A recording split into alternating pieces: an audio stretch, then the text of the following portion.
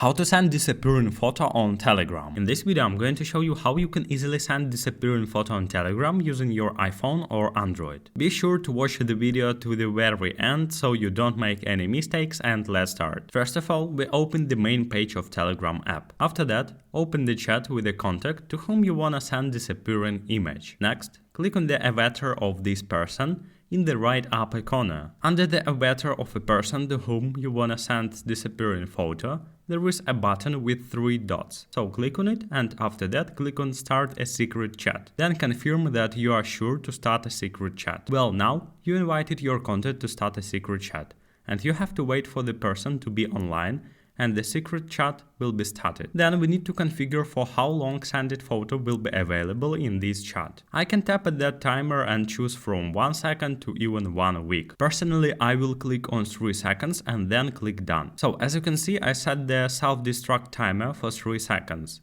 That means that all the messages in that secret chat will be deleted in 3 seconds after the user seen them. So now I can send any message or photo and it will be deleted in 3 seconds.